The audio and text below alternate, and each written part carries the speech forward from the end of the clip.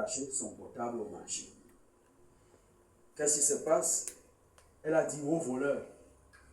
On s'est saisi du voleur, après il a jeté le téléphone. Les populations ont attrapé le voleur, on a commencé à le tabasser. Soit il dit que soit le type est mort et elle a fui. Soit on dit que la police est venue. Elle s'est mélangée dans ses propos. Au point où c'est aujourd'hui que je vais encore l'appeler parce que je suivais ça même dans le sommeil. Je lui dis que, elle me dit que moi je ne pars même plus au marché là. Elle dit tu ne pars plus au marché, pourquoi? Tu as peur de quoi? Non, parce qu'on dit que c'est moi qui dois aller nourrir le prisonnier là qui est là-bas. Et moi je n'ai pas dit. Ton histoire là, bon, je lui dis bon, d'accord, c'est bien. Tu ne pars plus. Pourquoi tu pars d'abord au marché le dimanche? C'est là que je viens. Je vous avais dit ici que Dieu a tous les moyens de t'obliger, si tu ne veux pas, de t'obliger quand son doigt est sur toi. Dans notre cas aujourd'hui, elle sera au culte. Parce qu'elle pense que si elle ne part pas au marché le dimanche, elle ne peut pas vivre. Je parle à quelqu'un ce matin. À un moment donné, marque ton arrêt avec ton Dieu. En Israël, le jour du sabbat, que tu aies mangé ou pas, que tu as de l'argent ou pas, c'est une loi, c'est le sabbat. On a dit stop, tout s'arrête. Et c'est ça qu'on appelle l'obéissance. Mais nous, de notre ère, au nom du Saint-Esprit, nous raisonnons. On dit Dieu même connaît ma situation. Oui, il connaît ta situation, connaît aussi la situation de Dieu. Est-ce qu'il connaît nécessairement d'un seul sens?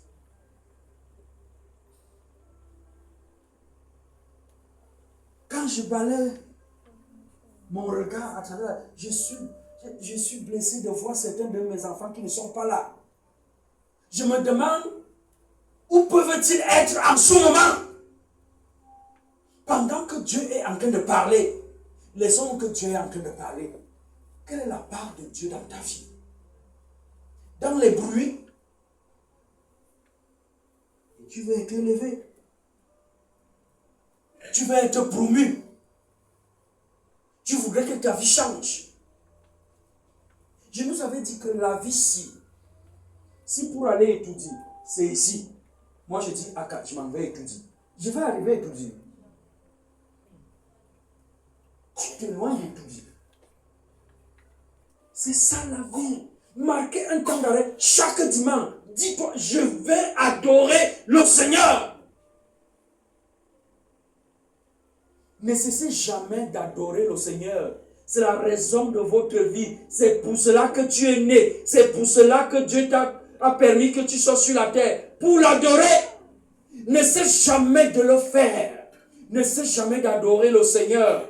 Surtout à un moment bloqué que nous nous sommes donné. Nous avons donné rendez-vous à Dieu de venir l'adorer chaque dimanche, chaque jeudi. Bien-aimé, il y a combien de dimanches dans l'année? 52. Si tu te permets, dans l'année, il y a 52 heures. Seulement, si dans ces 52, tu te permets de manquer encore les jours de... Je ne suis même pas sûr que parmi vous, il y a des gens qui prient d'une manière assidue pour dire que non, la foi c'est dans le cœur, je ne peux ne pas venir, je suis connecté avec mon Dieu.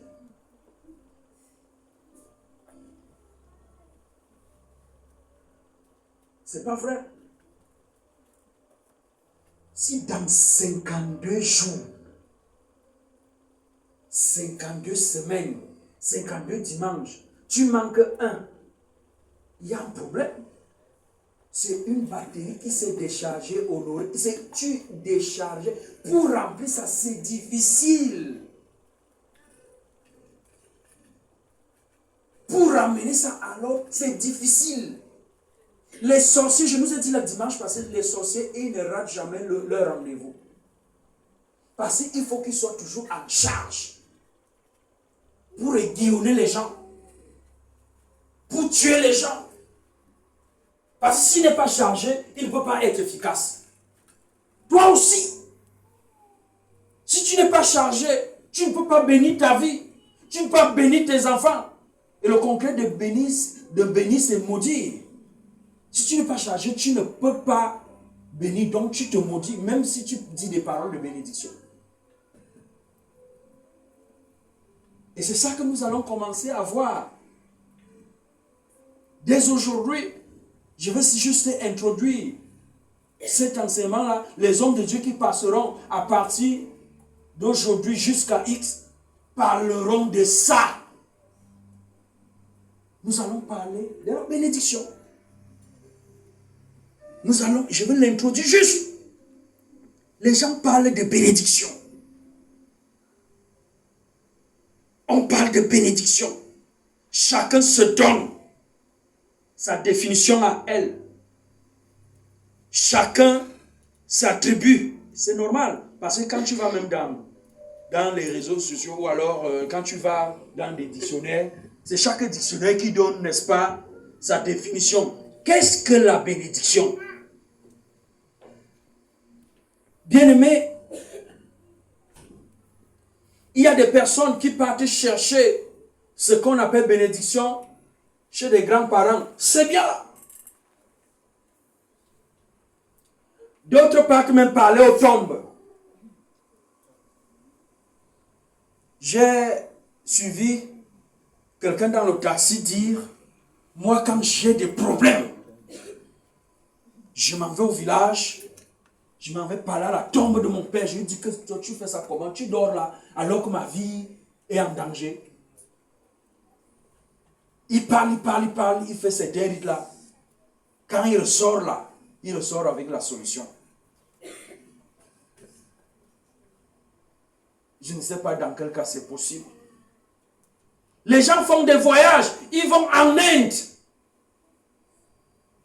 pour voir les grands prêtres afin d'être bénis.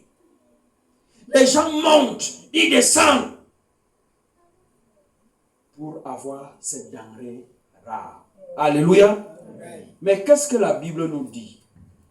Nous allons nous balader à travers la vie d'un homme. Est-ce que quelqu'un peut nous lire Genèse 12 à partir du verset 1?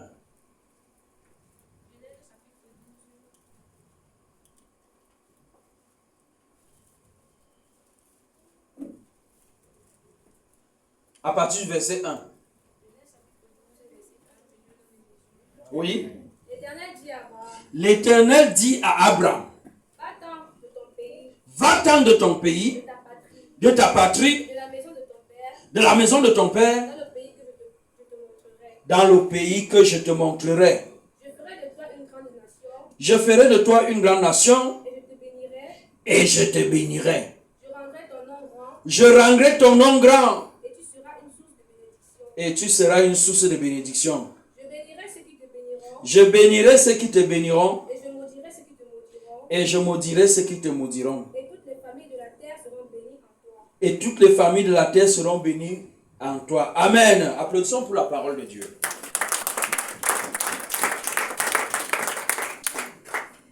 Bien-aimés, certains dictionnaires disent que la bénédiction, c'est l'invocation d'une énergie.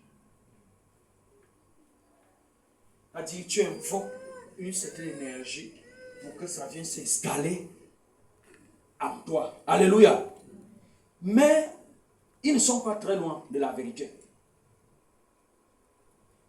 Alléluia. Parce que la Bible dit, l'Éternel dit à Abraham, va-t'en de ton pays, de ta patrie et de la maison de ton père, dans le pays que je te montrerai.